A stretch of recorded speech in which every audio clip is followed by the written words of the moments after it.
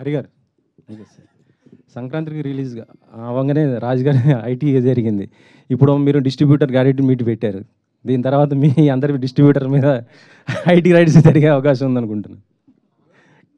అది మాకు తెలియదు, కానీ డిస్ట్రిబ్యూటర్స్ దగ్గరికి ఐటీ రైట్కి వస్తే నెంబర్లు చెప్పారు కదా మొత్తం. అదే డిస్ట్రిబ్యూటర్స్ దగ్గరికి వస్తే అదే డిస్ట్రిబ్యూషన్ అనేది ఒకప్పుడు ఎలా ఉన్నదో తెలియదు కదండి. జిఎస్టీ వచ్చాక ఐటీ వాళ్ళకంటే వైట్కి ఎక్కువ ఇంట్రెస్ట్ మేము చూపిస్తున్నాం. ఎందుకంటే మాకు 18% సినిమా రిలీజ్ తర్వాత రికవరీ ఉంటుంది.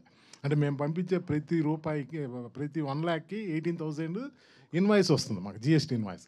అందుకని మేము క్యాష్ని తీసుకెళ్ళి బ్యాంకులో డిపాజిట్ చేసి అయినా ట్రాన్స్ఫర్ చేస్తాం, కానీ క్యాష్ ఇచ్చే రోజులు పోయినాయి. ఎందుకు అంటే అది మా సేఫ్టీ. ఒక సినిమా పాత రోజుల్లో ఒక సినిమా రిలీజ్ అయిపోయి ఏదన్నా తేడా వస్తే మాకు ఇంకేం రాదండి, అంతటితో అయిపోయేవాళ్ళం. అంటే రూపాయి కూడా రొటేషన్ కూడా ఉండేది కాదు.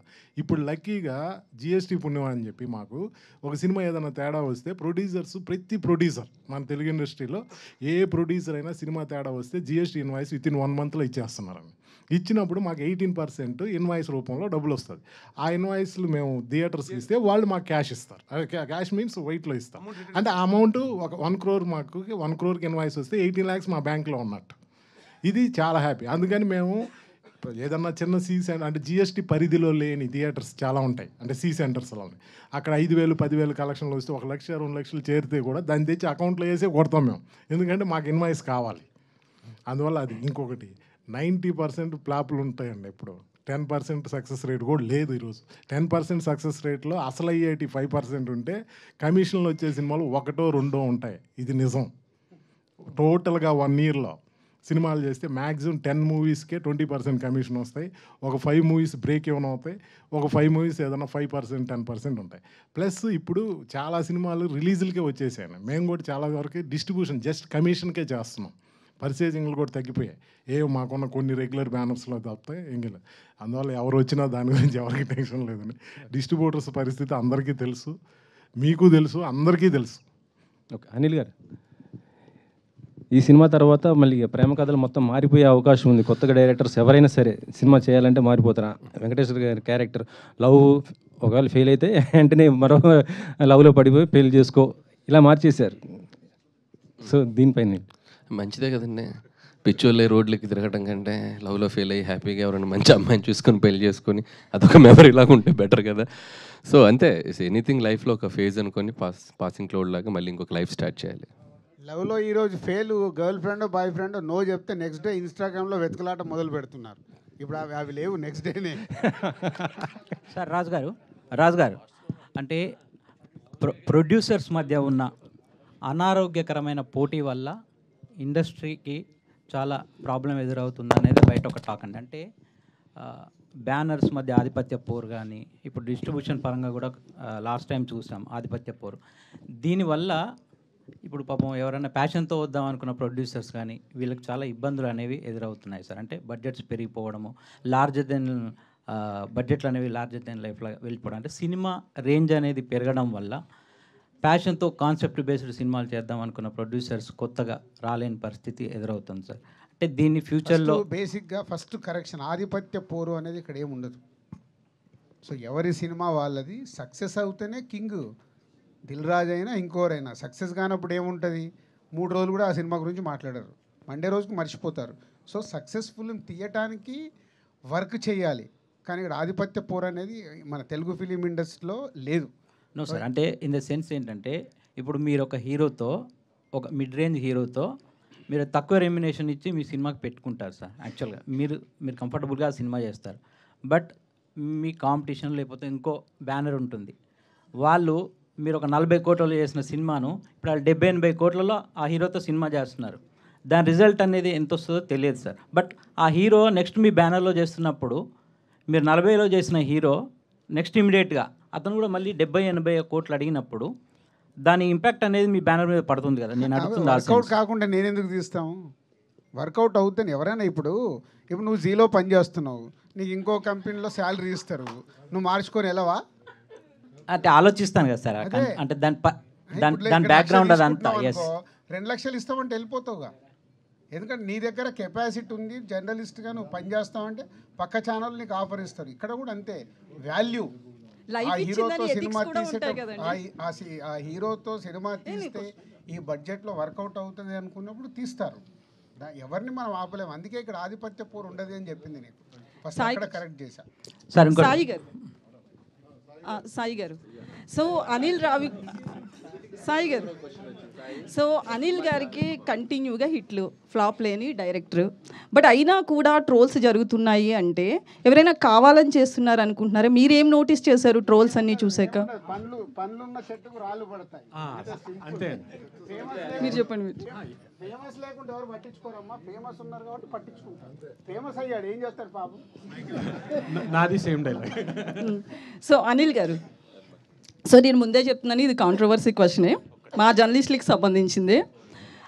అయితే ఒక మూవీ ప్రమోషన్స్లో మీడియా పాత్ర కూడా ఉంటుంది, కానీ ఆ మీడియాలో 4-5 తలకాయలనే మీరు ఎందుకు చూస్తున్నారు, మిగతా వాళ్ళని ఎవరూ పట్టించుకోవట్లేదు అనేది కొంతమంది ఆరోపణ. ఇప్పుడు మీరు స్టేజ్ మీద మాట్లాడుతూ కూడా 4-5 చెప్పారు. సో ప్రమోషన్స్లో 4-5 చాలా మీకు కరెక్ట్గా ప్రశ్న మామూలుగా సంధించలేదు. నేను దీని తరపున మీకు చెప్పాల్సింది ఏంటంటే, నాకు 4-5 వారంలో అప్పుడప్పుడు నాతో ఫోన్లు చేసి పర్సనల్గా మీరు శాటిలైట్ ఛానల్స్ వదిలేస్తున్నారు, పెద్ద పెద్ద పేపర్స్ వదిలేస్తున్నారు. అన్ని చెప్పానమ్మా. మీడియా అంటే అన్ని కదా, కానీ నేమ్స్ చెప్పారు కదా. నేమ్స్ అంటే నాకు ప్రతి ఒక్కరి పేర్లు ఎక్కడ చెప్పమంటారు? ఇప్పుడు ఈనాడులో పనిచేసే 4 చెప్పకూడదు ఏమండి, వాళ్ళు నాతో రోజు టచ్లో ఉంటారు. అప్పుడప్పుడు మీరు తిన్నారా, మీరు బాగున్నారా, మీరు ఎప్పుడన్నా బాధపడుతుంటే ఎప్పుడన్నా నాకు ఫోన్ చేసి పలకరించారా, నాకు మొన్న జ్వరం వచ్చింది, నాకు మొన్న చెప్పేది వినండి. మొన్న నాకు ఆ మధ్య ఫీవర్ వస్తే మూర్తి గారు బాగున్నారండి, హెల్త్ అలా ఉందని అడిగారు. మీరు అడిగారు ఫేస్ టు ఫేస్ అడిగారండి. ఏమయ్యా ఆధిపత్య పోరు ఇక్కడ కూడా ఉంది. అసలు ఆధిపత్య పోరు ఇక్కడ ఉంది రమేష్ గారు, ఇక్కడ కాదు. టు బీ హానెస్ట్ అందరు, నేను అందుకే పేర్లో నాకు కొన్ని స్ట్రైక్ అవుతాయి, కొన్ని. మీ పేరు లక్ష్మి నాకు గుర్తుంది, ఇందాక ఫ్లోలో మిస్ అయ్యాను. లక్ష్మి గారు చాలా థ్యాంక్ యూ, చాలా థ్యాంక్ యూ. రాజు గారు మీరు గతంలో ఒక సినిమా స్టార్ట్ చేశారు వి వినాయక్ గారు హీరోగా, అది ఎందుకో కారణాల వల్ల అవ్వలేదు. కానీ మా కోరిక ఏంటంటే అనిల్ గారు హీరోగా ఒక సినిమా చేస్తే బాగుంటుంది. డెఫినెట్గా అనిల్ యాక్టర్ అవుతాడు. ఎలాంటి యాక్టర్ అవుతాడో తెలియదు, కానీ ఫస్ట్ లాంచ్ చేసేది ఎస్విసిలోనే. అది అగ్రిమెంట్ ఉంది, అది ఆయన యాక్టింగ్ చేస్తే ఎస్విసిలోనే. రాజుగారు, సినిమా నిర్మాతలు ఓన్లీ నిర్మాణ బాధ్యతలు మొత్తం ఫండింగ్ అంతా తను భారం మొయ్యకుండా డైరెక్టర్ని అలాగే మెయిన్ లీడ్ ఎవరైతే ఉన్నారో ఎక్కువ రెమ్యూనరేషన్ తీసుకునే వాళ్ళను కూడా ప్రొడ్యూసర్స్గా వాళ్ళను కూడా భాగస్వాములను చేస్తే నిర్మాతలకి భారం తగ్గుద్ది. నిర్మాతలు రెడీగా ఉంటారండి అలా చేసుకుంటే, నిర్మాతకు గోల్డెన్ ఆపర్చునిటీ అది. బట్ అది అంటే సిస్టమ్ అందరు అది సెట్ అయినప్పుడే చేయగలుగుతారు. బట్ అది ఇప్పుడు బాలీవుడ్లో ఉంది, స్టార్ట్ చేయకూడదు. మెల్లిగా ఇక్కడ స్టార్ట్ అయింది. ఇప్పుడు మొన్న నాకు తెలిసి పుష్ప 2 అలాగే చేశారనుకుంటాను. సో మెల్లిగా స్టార్ట్ అవుతుంది. అది అయినప్పుడు డెఫినెట్గా ప్రొడక్షన్ హౌస్కి అడ్వాంటేజ్, అది బరువు తగ్గుతుంది. సో అవ్వాలని కోరుకుంటున్నాను నేను కూడా. అలాగే నిర్మాణ బాధ్యతల్లో అలాగే స్క్రిప్ట్లో కానీ అన్నిట్లో కూడా ఒక నిర్మాతగా మీరు ఇన్వాల్వ్ అవుతుంటారు. అలాగే నిర్మాతలు హీరోలు ఇన్వాల్వ్ అయిన సినిమాలు చాలా వరకు కూడా దెబ్బతిన్న సంఘటనలు కూడా మనం చూసాం. ఏది కరెక్ట్ అంటారు? నన్ను కూడా చాలామంది తిట్టుకుంటారు అనుకుంటావు అని, రాజుగారని ఇట్లా ఇరుకుతారు అని. సో సినిమా అనేది విజన్, జడ్జిమెంట్, అది వేవ్ లెంత్లో ఉన్నప్పుడు. ఇందాక నేను అనిల్ గురించి చెప్పాను, 6 సినిమాలు తీసాం. మా మధ్యలో నాకు తెలిసి ఈ రోజు వరకు ఎప్పుడు ఆర్గ్యుమెంట్ అనేది కూడా జరగల.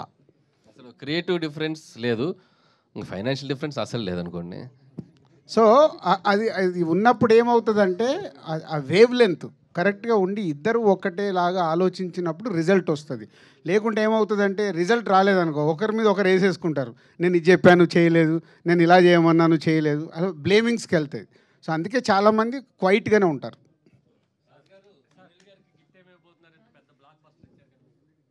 ఏం గిఫ్ట్ కావాలని? మీ పేరేంటి? Radha, I love you sir. So కాదు, ఇప్పుడు అనిల్కు మాకు ఉన్న అనుబంధం గిఫ్ట్లతో దూరం కాదు. ఆయన స్టేజ్ మీద చెప్తున్నా, ఆయన ఏది అడిగినా సార్ నాకు ఇది కావాలంటే ఆయన ఇంటి దగ్గర ఉంటుంది. కొందరేమో గిఫ్ట్లు ఇచ్చేసి ప్రమోషన్ చేసుకుంటారు, మాకు ఆ ప్రమోషన్ అక్కర్లేదు, మాకు ఇంటర్నల్గా ఆయన ఏది అడిగినా అయిపోద్ది. అంటే కార్ ఏముంది అదే కార్ ఆల్రెడీ ఇచ్చారు, అది వద్దులేదు. మన లాస్ట్ సినిమా కార్ ఇచ్చారు, ఏదైనా వేరేది అడుగుతారు.